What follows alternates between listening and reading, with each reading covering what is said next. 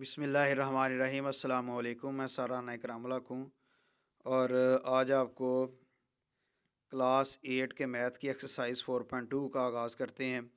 उम्मीद है आप पूरी लगन और जुस्तजू के साथ इसे सीखेंगे और इसकी भरपूर तैयारी करते रहेंगे तो अल्लाह ताला आपको आने वाले इम्तहानात में बेहतरीन कामयाबी से नवाजे। तो एक्सरसाइज का आगाज़ करते हैं। एक्सरसाइज 4.2। तो इसमें जो रेशोज़ हैं, प्रोपोर्शंस हैं, ये आपने देखना है। दो दो तीन तीन रेशो दी होंगी। जैसे ये अ ट्रक ड्राइवर चार्जेस ₹2000, तो ये चार्जेस ट्रक ड्राइवर के चार्जेस 2000 है फॉर 10 किलोमीटर। 10 किलोमीटर का डिस्टेंस है with the load of 800 kilogram. तो उसका लोड है 800 किलोग्राम लोड है। तो तीन क्वांटिटीज़ का यहाँ पे जिक्र है। तो दूसरे सेंटेंस में स्टार्ट में पूछ लेते हैं। हर सेंटेंस में ऐसे ही होगा। पहले सेंटेंस के बाद दूसरे सेंटेंस में उन्होंने फाइंड करने के लिए कहा होगा कि आप ये बताएं कि इसकी वैल्यू क्या होगी। क्वांटिटी कोई ना कोई मालूम करने के लिए वो दी होगी। जैसे व्हाट विल ही चार्ज, यानी अब वो क्या चार्ज करेगा, ये मालूम करना है आपने कि चार्ज क्या करेगा। चार्ज पहले उसने 2000 किया हुआ है, अब कहता है अब चार्ज क्या करेगा। If truck covers a distance of 8 kilometre with a load of 600 kilogram, कि अगर ट्रक जो है वो 800 किलोग्राम का फासला तय करता है और 600 किलोग्राम का बोझ उठाता है, तो आप बताएं उसका अब चार्जेस क्या होंगे। ये देखो, तो चार्जेस का जो है वो रेशो है डिस्टेंस के साथ, फिर डिस्टेंस का रेशो है किलोग्राम के साथ। तो ऐसी रेशो या प्रोपोर्शन जो है हम उसको कंपाउंड प्रोपोर्शन कहते हैं। इसकी डेफिनेशन देखते हैं, फिर उसके बाद क्वेश्चन सॉल्व करते हैं। तो कंपाउंड प्रोपोर्शन है, इसकी डेफिनेशन है द कम्बिनेशन ऑफ टू और more proportions is called a compound proportion. कि अगर दो या दो से ज़्यादा प्रोपोर्शंस हों तो उनको उनका जो कम्बिनेशन है वो कंपाउंड प्रोपोर्शन होता है। तो क्वेश्चन अभी हमने जब देखा था 4.2 का, उसमें यानी तीन जो आपस में इनके रेशोज़ थी, तो यानी दो या दो से ज़्यादा जो है वो प्रोपोर्शंस हों या रेशोज़ हों तो हम उनको कंपाउंड प्रोपोर्शन कहते हैं। तो वह हम क्वेश्चन को अब सॉल्व करते हैं। तो देख लें जी, हमने जो पहले फाइंड करना था व्हाट विल ही चार्ज, वो चार्ज वाले हमने लेट कर लिया। लेट द रिक्वायर्ड चार्जेस भी हमने उसको एक्स रख लेती है, ये लेट कर लिया है। तो अब हमने देखा क्वेश्चन जो है उसके पहले सेंटेंस में जो क्वांटिटीज़ गिवन है हम उसको जो है वो कॉलम की शक्ल में बनाते हैं। अ ट्रक ड्राइवर चार्जेस ₹2000, तो चार्जेस का हमने कॉलम बनाते हैं, उसमें 2000 लिख दिया। फिर 10 किलोमीटर डिस्टेंस है, तो ये हमने किलोमीटर का जो है ना कॉलम बनाया, चाहे डिस्टेंस साथ लिख लें, तो ये 10 है। फिर आगे लोड ऑफ 800 किलोग्राम है, तो लोड है तीसरा कॉलम, हम लोड बना लेते हैं, तो 800 किलोग्राम इस कॉलम में लिखते हैं। आगे व्हाट विल ही चार्ज, तो नेक्स्ट चार्ज हमने फाइंड करना है, तो चार्जेस वाले कॉलम में हमने ऑलरेडी एक्स जो वो लेट किया हुआ है, इसे एक्स लिख लें जो हमने फाइंड करना है। तो if truck covers a distance of 8 kilometre, तो किलोमीटर जो 8 किलोमीटर उसने डिस्टेंस कवर करना है और 600 किलोग्राम उसने लोड ऊपर उठाना है जी।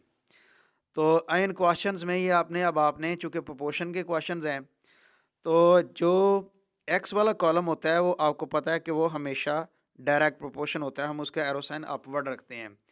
फिर हमने इसको कंपेयर करना होता है चार्जेस वाले को, अब किलोमीटर यानी डिस्टेंस वाले को। 10 किलोमीटर अगर डिस्टेंस कवर करता है यानी ट्रक, तो उसको 2000 रुपये चार्जेस उसके ऊपर लगते हैं। 10 किलोमीटर पे 2000 चार्जेस हैं। अब 10 किलोमीटर से डिस्टेंस कम हो गया, 8 किलोमीटर कर दिया, फासला कम हमने रख लिया है 8 किलोमीटर, तो उसके ऊपर चार्जेस फिर लाजिम बात है कम होंगे। अगर एक क्वांटिटी हमने कम की है तो इसी तरह से दूसरी क्वांटिटी भी कम हो जाए, तो ऐसी प्रोपोर्शन डायरेक्ट प्रोपोर्शन होता है, हम इसे अपवर्ड एरो साइन से ज़ाहिर करते हैं। फिर इस तरह से लोड का हमने कंपेयर करना है चार्जेस के साथ। 800 किलोग्राम जो है वो लोड है और उसका चार्जेस है 2000 चार्जेस हैं उसके। अब हमने लोड को कम कर लिया, लोड अब 600 किलोग्राम है। जब लोड कम हो जाएगा तो उसके चार्जेस भी कम हो जाएंगे, यानी एक क्वांटिटी हमने कम की तो दूसरी क्वांटिटी भी कम हो जाएगी। तो ऐसी प्रोपोर्शन को हम कह देते हैं कि वो भी डायरेक्ट प्रोपोर्शन है। तो डायरेक्ट प्रोपोर्शन का आपको पहले भी पता है कि जो टेल है यानी एरो है ना, पूरा एरो का ये वाला पॉइंट जो है वो टेल होता है। तो ये वाला जो है जिसके ऊपर ये एरो का साइन होता है इसको हेड कहते हैं।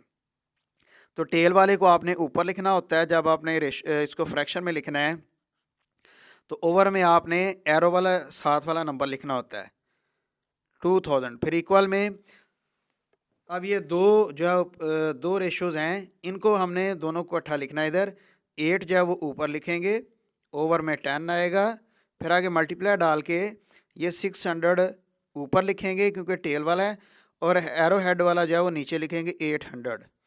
अब इसे सॉल्व करेंगे, 2000 इधर डिवाइड हो रहा है, उधर जाके मल्टीप्लाई हो जाएगा। तो x equal to 8/10 multiply by 600/800 multiply by 2000। तो ये 2 0 से कट गए, 1 0 ये वाला 1 0 से कट गया।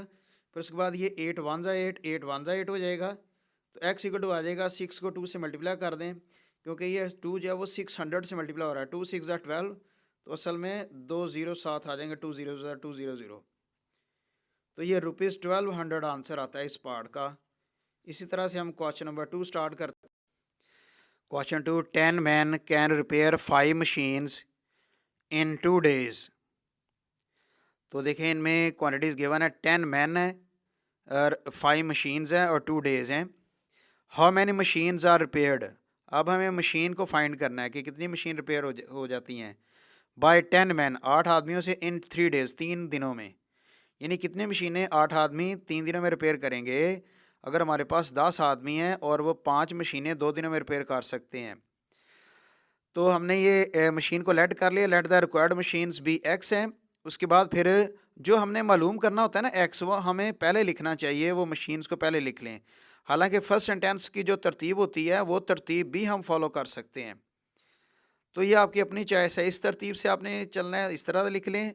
अगर आप ये जहाँ जो क्वांटिटी मालूम करनी है वो आप पहले कॉलम में लिखना चाहते हैं तो वो भी दुरुस्त है, वैसे भी कर सकते हैं। तो आपके पास दोनों ऑप्शन है, जिस ऑप्शन से भी क्वेश्चन करेंगे सॉल्व हो जाएंगे, आंसर में कोई फ़र्क नहीं पड़ेगा।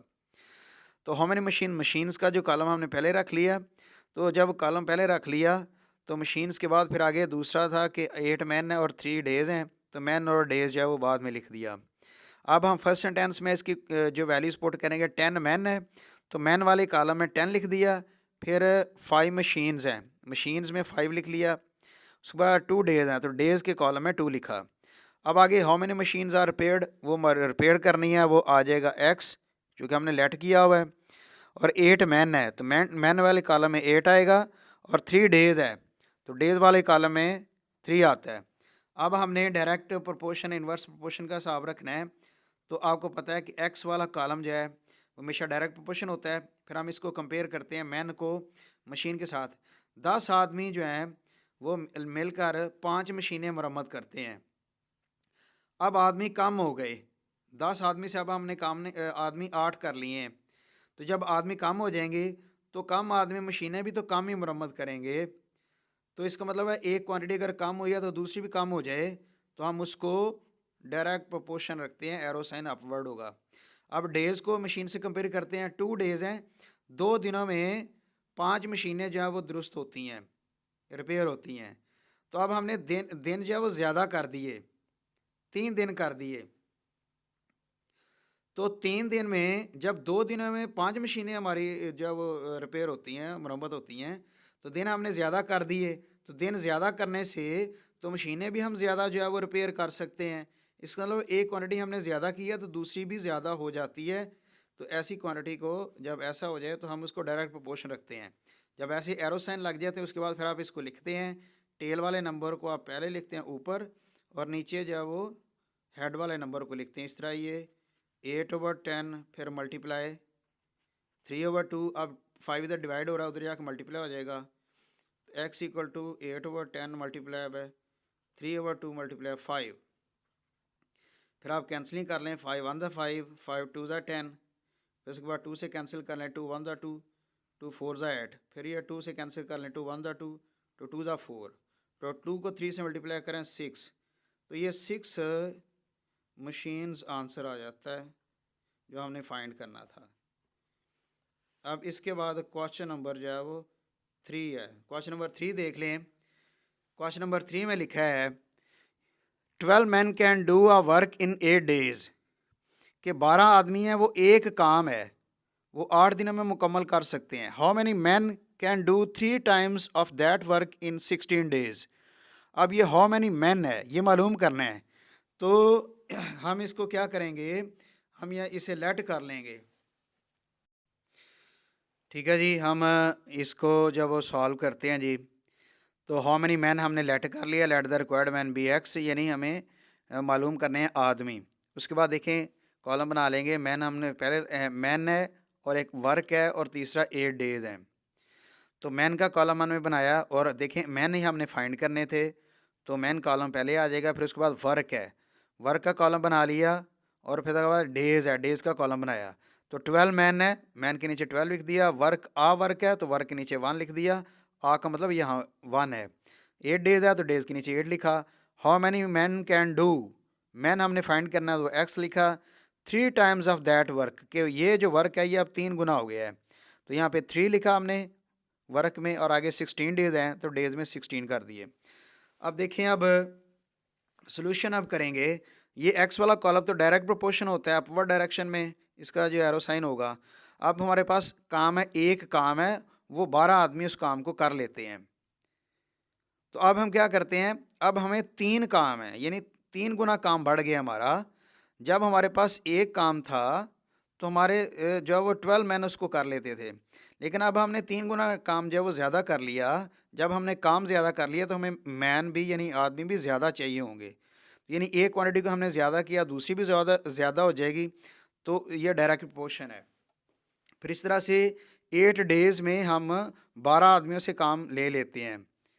8 डेज़ में हम डेज़ हमने ज़्यादा कर दिए कि जी हम 16 दिनों में वो काम करवाएंगे जी, तो 16 दिनों में काम कराएंगे, दिन हमने ज़्यादा कर दिए।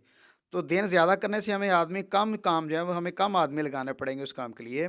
तो 8 डेज़ से हमने 16 दिन किए, तो क्वांटिटी हमने 8 से 16 कर दी, ज़्यादा कर दी, इंक्रीज़ कर दी। तो आदमी हमें कम ज़रूरत पड़ेगी, ये डिक्रीज़ हो जाएगी। एक क्वांटिटी अगर इंक्रीज़ हो जाए दूसरी डिक्रीज़ हो जाए तो ये इन्वर्स पोर्शन है, एरो साइन डाउनवर्ड होगा।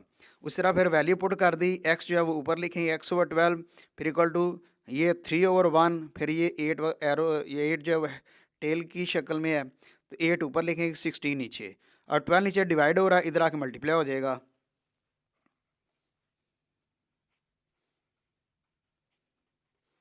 मल्टीप्लाई 12। अब आप कैंसलिंग कर सकते हैं, इसको कैंसलिंग कर लें 4 से, 4 3 ज़ा 12, 4 4 ज़ा 16, फिर 4 1 ज़ा 4, 4 2 ज़ा 8। तो 3 को 2 से मल्टीप्लाई करा, 3 2 ज़ा 6 और 6 3 ज़ा 18। तो हमें 18 जो है वो मैन जो है वो 18 मैन आंसर आएगा। तो क्वेश्चन 4 है, 100 hens eat 1/4 quantity of feed in 21 days. In how many days 84 hens will eat remaining feed. In how many days है, डेज हमने फाइंड करना है। Let the number of required days be, हम उसको x रख लेते हैं जो मालूम करना है।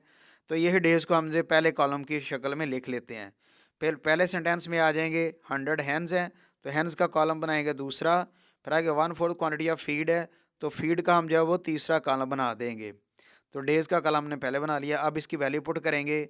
तो 100 हैंस है, तो हैंस के कॉलम में आपने 100 लिखना है। हैंस के कॉलम में 100 लिखा, उसके बाद ईट 1/4 क्वांटिटी ऑफ फीड।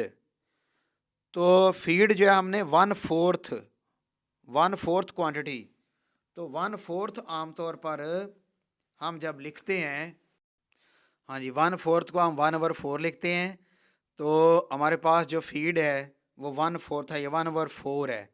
यानी ये कि आप देख लें कि अगर हमारे पास ये एक बॉक्स की शक्ल में हमने इसके 4 खाने अलहदा किए हुए हैं, तो इनमें से जो एक खाना होगा, एक ब्लॉक होगा, वो 1/4 होगा, यानी 4 खानों में से एक जो है वो हमारी फीड वाला है।